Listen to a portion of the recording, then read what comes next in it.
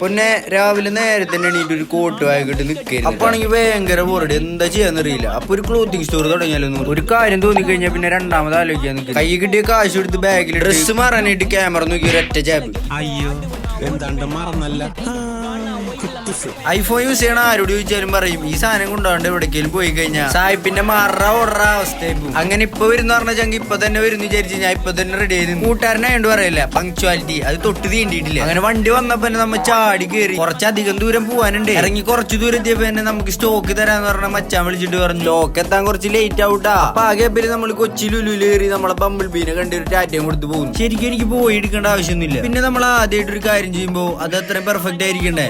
ഏത് പിന്നെ ഇതൊക്കെ ആർക്ക് വേണ്ടിയാ? നിങ്ങൾക്ക് വേണ്ടിയാ കേട്ടാ. അങ്ങനെ ഞാനായിട്ട് നിങ്ങൾക്ക് ഒരു സാധനം തരുമ്പോ അത് അത്രയും പെർഫെക്റ്റ് ആയിരിക്കണ്ടേ വേണ്ടേ? അങ്ങനെ ഞാൻ കഷ്ടപ്പെട്ട് നോക്കിക്കൊണ്ടിരിക്കുമ്പോഴാണ് ഒരു സംഭവം കണ്ടത്. പിള്ളേരെന്നൊക്കെ പറഞ്ഞ എന്താ ഫോൺ അഡിക്ഷനാ, ഫോൺ അഡിക്ഷൻ. വട്ടത്തി പറഞ്ഞു കഴിഞ്ഞാൽ അഴുക്ക ചെറുക്ക. ബാക്കി പിന്നെ ഞാൻ പറയണെന്ന് എനിക്കറിയാലോ. പിന്നെ നോക്കുമ്പോണ്ടാ നമ്മളെ സ്റ്റോക്ക് ഒക്കെ പാക്ക് ആയി കഴിഞ്ഞു, എന്നാ വിട്ടാലോ. അങ്ങനെ പോണ വഴിക്ക് ചെറുതായിട്ടൊന്ന് വിശന്നപ്പോ വലുതായിട്ടൊന്ന് മന്തി കഴിച്ചാലോ. അങ്ങനെ ഒരു ക്വാർട്ടർ മന്തി കഴിച്ച് വിശപ്പും ഒരുമിച്ച് മാറ്റി വീണ്ടും നമ്മൾ റൈഡ് മൂഡ് ഓൺ ആക്കി. നമ്മൾ പോയ പോലെ അല്ലായിരുന്നു വന്നപ്പോ. മടിയിൽ സ്റ്റോക്കിന്റെ വെയിറ്റും കൂടെ ഉള്ള കാരണം ഒന്നും പറയണ്ടല്ലോ, കൊതമൊക്കെ കഥമായി. അങ്ങനെ വീട്ടിലെത്തി നമ്മളെ സ്റ്റോക്ക് നമ്മൾ കൺകുളിർക്കൊന്ന് കണ്ടിട്ട് നേരെ അതുമ്പോ തന്നെ കിടന്ന് ടാറ്റ ബൈ ബൈ പറഞ്ഞ് അവിടെ തന്നെ കിടന്ന് ഉറങ്ങി. ഞാൻ കിടക്കണ നോക്കിയിരിക്കാണ്ട് സ്റ്റോറി കയറി നോക്കുമ്പോ തന്നെ. അപ്പൊ ശരി ബൈ.